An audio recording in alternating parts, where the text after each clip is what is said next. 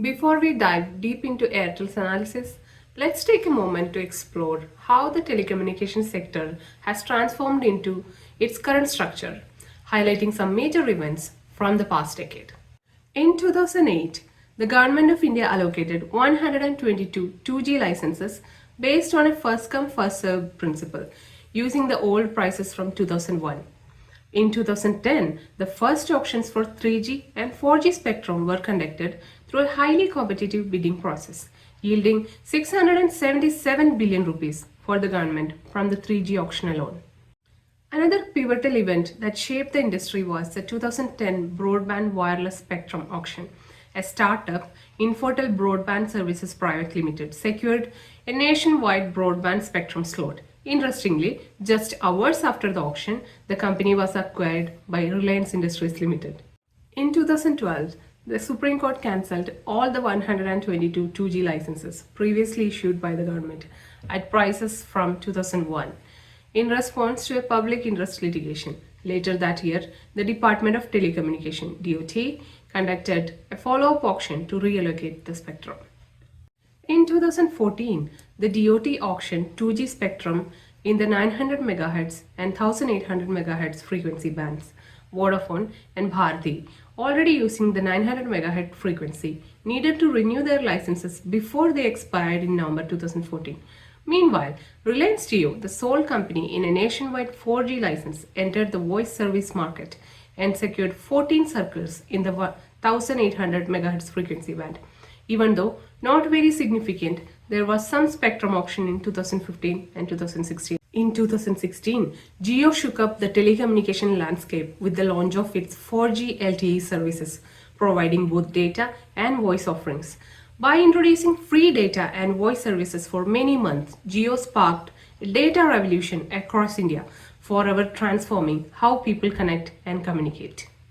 In 2018, Vodafone and Idea decided to merge their companies in response to the financial challenges posed by Jio's entry into the market, becoming the largest telecom company in India. In 2019, the Supreme Court ruled that telecom companies had to pay nearly 1.56 lakh crores in adjusted gross revenue dues to the government. Adjusted gross revenue is AGR. This calculation has been a point of contention for almost 2 decades, with telecom companies arguing it should only include core revenue, while the government insisted on including all revenues, even non-telecom income. According to the license agreement, telecom service providers were required to pay 8% of their AGR as a license fee. Vodafone Idea's dues were estimated at around 53,000 crores, while Airtel's were approximately 36,000 crores. By this time, Jio's market share had already risen from 0% in 2016 to 30%. One of the most significant milestones in the industry came in 2019 when the tariffs were raised for the first time since Jio's market entry.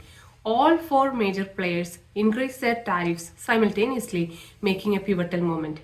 By this time, the market had consolidated from 15 players pre-Jio in 2016 to just 4 players in 2019. In 2021, another 4G spectrum auction took place, yielding 77,815 crores for the government. Jio emerged as the biggest winner, followed by Airtel and Vodafone. Interestingly, there were no bidders for the 700 MHz 5G band. Most of the spectrum was sold at the reserve price due to the limited competition among players. In 2022, the government raised 1.5 lakh crores from the first ever 5G auction, with Jio emerging as the top bidder, securing spectrum worth 88,078 crores. Notably, Jio was the only company to purchase the 700 MHz band, which had gone unsold in the previous 2 auctions. The base price for this band was reduced by 40% compared to the 2021 auction.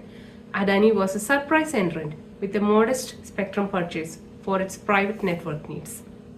In 2024, the second 5G auction brought in just 11,340 crores, with Airtel leading the way by spending 6,856 crores. Interestingly, only 27% of the available spectrum was sold.